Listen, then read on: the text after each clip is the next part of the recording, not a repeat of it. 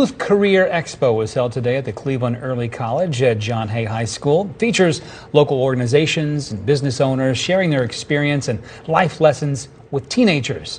Their goal is to provide tools for our youth to enable them to succeed later in life, whether that's in college, trade schools, or other options when high school is finished.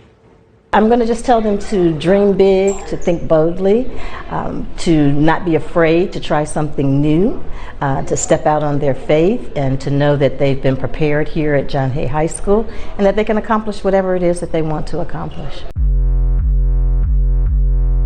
When I went in, it's there, yeah, you got to have a little drive, right? But then after I was there for a while and I was like getting closer to graduate, I'm like, I don't want to do tax law and be buried in a book. I want to do something broader. So I wound up in a field that's referred to as public finance, which I didn't know anything about at the time. So it's selling bonds that you use then to build buildings like it used to be called I think it is still Longwood. No, now it's Arbor Park, down right on Community College Boulevard. So that was built with bonds, public finance bonds, and so I worked on that deal. So I would do those kinds of things, or bonds that are issued to build stadiums like the Brown Stadium or the Cavs Arena. Yeah. So it was, yeah. How they get the funding. Oh, wow. Exactly. That's one of the layers. There's lots of layers of funding, but that's one of them. So I did that for a while. I did that actually for years, 20 years. Wow. And then decided that was a hustle, chasing the next deal. Chasing the next deal was just a hustle, and did I really want to do that for the rest of my career?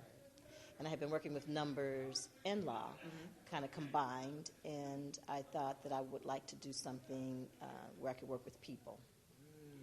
And Cuyahoga Community College was one of my clients. At this point, had you had a lot of people interaction in your business?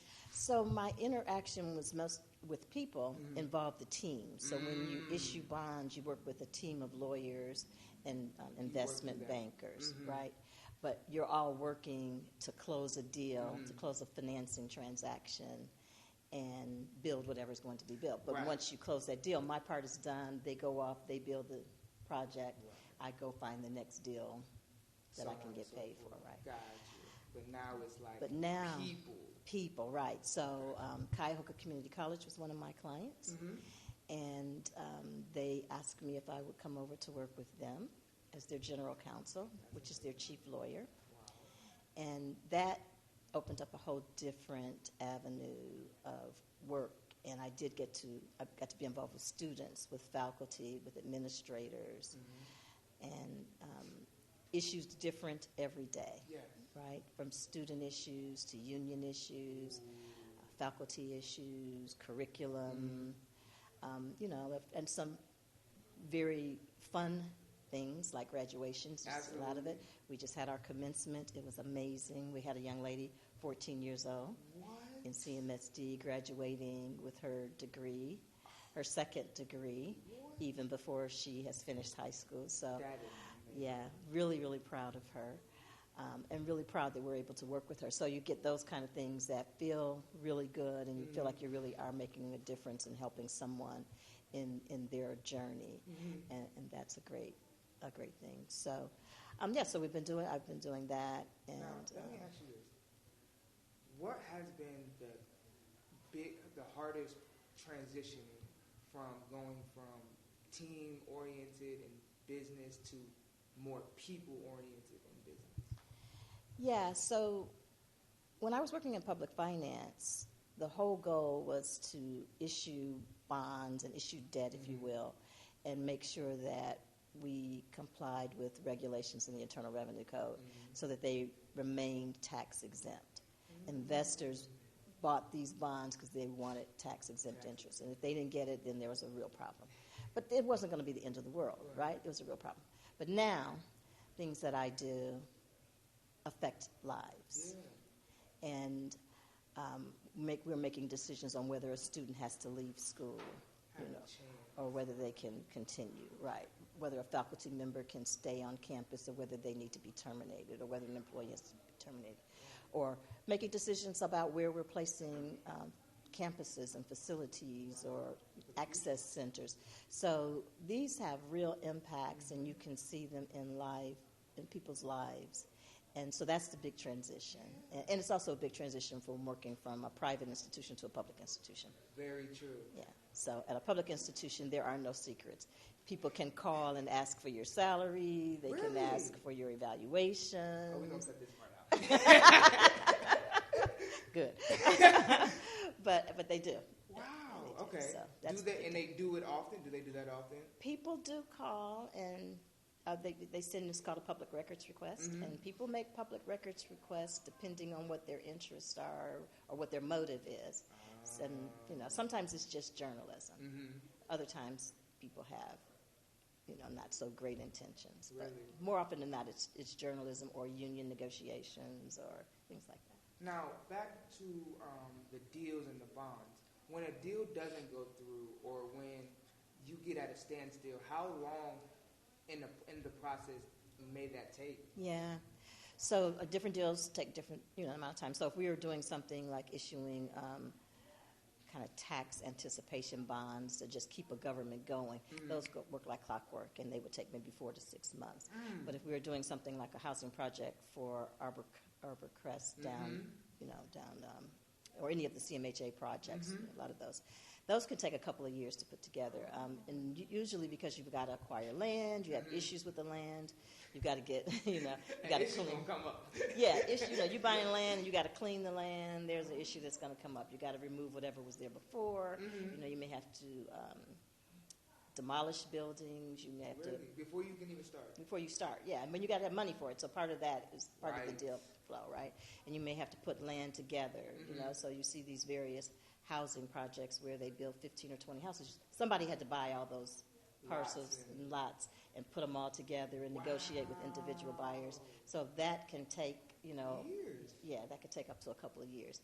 And so, so you're often, stopping on that deal. That's why you need more than one deal. That's why it's a hustle. Okay. Because you always got to have more than one deal going so that you can work, right? Yeah. So that you're continuing to work. And then one may close, one may get closer, and you're just always finding. Exactly. So there's great satisfaction when you close. Yeah. There's great satisfaction when you close. And there's a lot of hand-wringing on the way. So now, I get a little time with you. So here at the King Team Network, we get kind of deep. And you've kind of spoken to how you kind of got fed up or tired of the race that you had to continue to restart and start over. And can you kind of tell us mentally what you were going through in that time? Yeah, so you can imagine, we're talking deals that are millions, right? So we're talking deals that are 50 million, sometimes 100 million. We're talking deals that are millions. So you can imagine there are not a lot of people that look like you and I working on these deals. So there's always a struggle to get a deal. And once you're a partner, which I had reached the level of partner, you got to go out and you got to get those deals and you got to bring them in, right? Wow. And so if they're...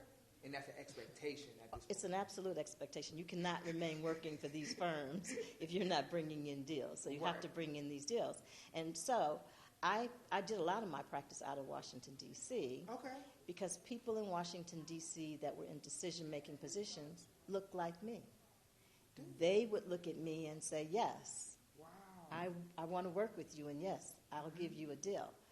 And that was, that's a tough thing. I would have loved to work more in my hometown. Absolutely. But people that look like me weren't making the decisions. And oftentimes, people do business with folks that they're comfortable with. Absolutely. And, so you kind of have to earn that. I did get to a point where I was doing a lot of deals in a lesser role here in town. And that was very helpful. That was a goal of yours to make your way back. Well, you want to be. Well, I never left Cleveland, so I was just kind of going where the deal was. So I would go. Sometimes I was working in Columbus. But you never lived anywhere else. No, I always lived in Cleveland. Yeah, so I just kind of traveled about, and you go where the deal flow is. You go where you can get a deal. And especially when you're a partner, you go where you can get a deal. So sometimes it's Atlanta, sometimes it's New York, sometimes it's Columbus. But for me, it was D.C. a lot. Tell me your favorite trip. Like, even though it's business, I know there was some moments in this 20 years that was like, wow. So I don't know if it was my favorite trip or one of my first trips. I mean, I was like 24 before I ever got on an airplane. Really? I'm from Cleveland, and it was years ago. Yeah. And, there wasn't my parents weren't rich. My first trip was to Chicago. Wow. And my first plane trip was to Chicago, and I was working on a deal there as an accountant. It was a consulting deal. So that is just always memorable for me. But then my very first trip to California was also on that same consulting contract. And yeah, so that was in the Los Angeles area, a little town called Visalia, south of Los Angeles. So that's always very memorable for me. First time I got to go to New York, of course, very, very memorable. Yeah. But I think whenever you can get to a place where you're the one that's in charge, so as I work my way up from being the least experienced person in the deal flow to the person that was running the deal, that became great satisfaction. And so I have a fondness for D.C. I love it. For that reason. I love it so much. I'm not going to keep you too long. Thank you for kind of telling you just a little bit of your story. Now, you said East High. I gotta hit this. They would kill me if I didn't. Why did East High leave? What happened? Yeah, so East High was there when I graduated, and it was bustling, and people were going to school, and they were graduating, and population shift. People move out of the city. People moved out of that ward. But I think what hurt East High more than anything is that the graduation rate dropped to 33%. Wow, okay. Attendance dropped a lot, and then, of course, graduation dropped. So when the district didn't have money, and the money was, very low, you look at the least performing schools, the least attended schools, and you decide, okay, I'm going to consolidate. And it's easy to consolidate the school where only a third of the students are showing up every day like they're supposed to. Right. So I think that's what happened too. That's a great insight on just how the system works itself. Yeah, it's business, At the end of the day. At the end of the day, it's a business. And you get revenue from the state for people showing up for school. Right, that's why. And if you don't show up, they don't get the revenue. They lose their funding. Yep. Okay. And that was a bigger question on how do schools close? How it's population. Population shifts. So if population moves out of an area, you don't have a need for the school. And then if you have just really low attendance at schools, you're just not meeting the goals of the district.